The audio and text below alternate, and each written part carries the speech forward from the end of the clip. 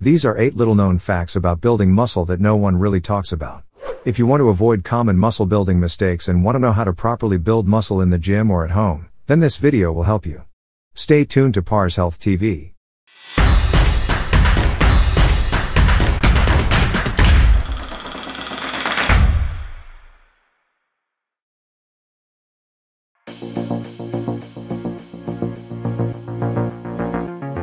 Before we start, don't forget to subscribe to our channel and hit the notification bell.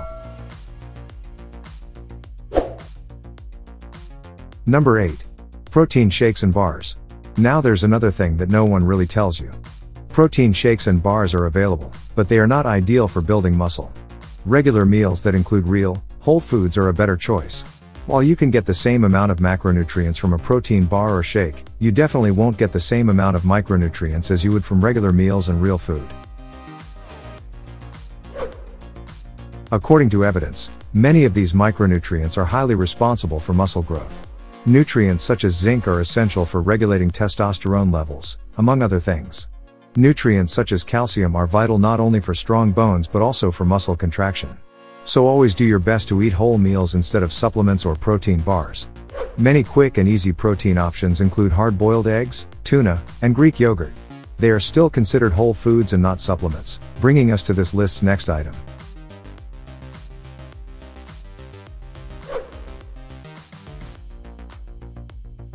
Number 7. Eat more whole food meals daily. If you want to see the best muscle growth, try to eat more food every day. At least 4 meals a day is best, which is more than most people on a regular diet. Studies show you can achieve better muscle building results by evenly spreading your protein intake. Protein intake should be spread over at least 4 meals throughout the day. This means that you have to think about preparing meals and taking those foods with you. You also have to find ways to eat more during the day than most normal people. For example, it is normal to take a lunch break during work. But what if you have to eat 2 meals at work?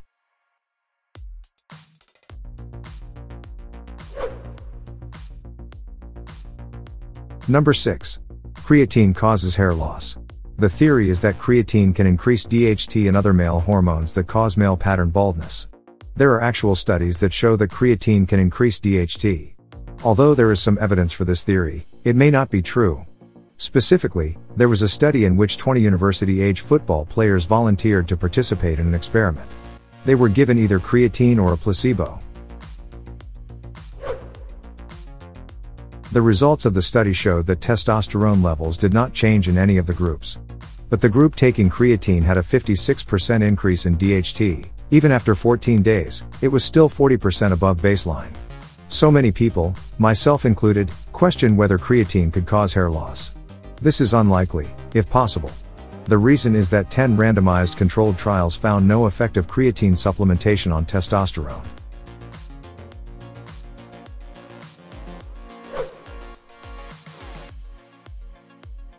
Number 5. Muscle grows while you rest. Surprisingly, many people do not realize this.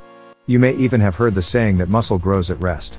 But the way they set up their exercise programs and sleep schedules doesn't quite fit that narrative. If you want to build muscle, sleep and rest are just as important as exercise and eating right. Many people eat well and work hard. But they only sleep 4 or 5 hours a night. This is terrible for muscle growth. In addition to sleeping, you should take enough time off lifting during the week to get back to peak performance. If you train 7 days a week, there are definitely ways to build muscle every day without overdoing it. But if you're working out every day, chances are you're not getting enough rest. The more intense your training, the more you should rest. If you lift weights and train very hard, you shouldn't be in the gym more than 5 or 6 days a week. A good strategy is to break your routine into the following parts. Chest and back day. Exercise your legs the next day. Then on the third day, it's shoulders, arms, and abs. Then take a day off and repeat. Those rest days at the end of each full body cycle will help you more than you think.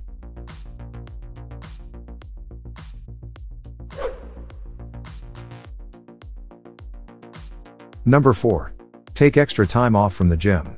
There's another thing you don't hear very often when it comes to training breaks. In fact, you can get stronger and build more muscle by resting now and then. Most people think you need to hit the gym weekly to gain strength and build muscle. But taking a week off from training gives your body a chance to rest and recover. Many times you will be surprised how much stronger you will come back the next week. During your rest week, you can rest completely and skip the gym, or you can make a simple active recovery.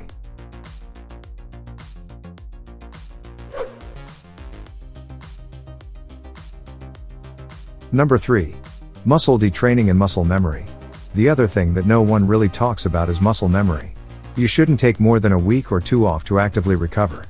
But people's lives often get so busy that they stop exercising for long periods. While it's far from perfect, the good news is that you have muscle memory. After about a month without training, you will inevitably lose muscle and strength. But there is good news for you.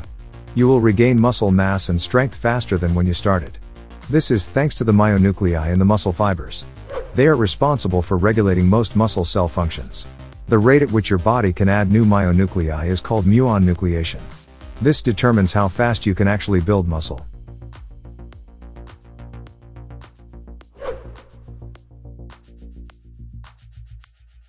Number 2. Most lifters fail due to a lack of consistency. Most lifters fail not because they lack proper training or diet, but because they lack consistency. You must train for years without much downtime if you want to get big and strong. Despite consistent training and dieting, many have achieved success, but no powerlifter has ever succeeded without persistence. It's okay to take a week off from the gym every 2 to 3 months, but if you're taking more time off than this, you might want to assess what is keeping you from the gym. Many lifters simply try to do too much, too fast, and burn out.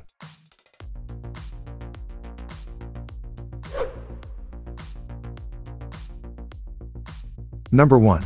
Gain slow over time. This is not a plateau. Growth is fast and furious during the first 12 to 24 months of weightlifting. Continuous growth in size and strength creates an amazing thrill. But slowly, over time, the growth rate begins to decline, and most lifters panic. They believe that they have stagnated and that significant steps must be taken to revive the gains.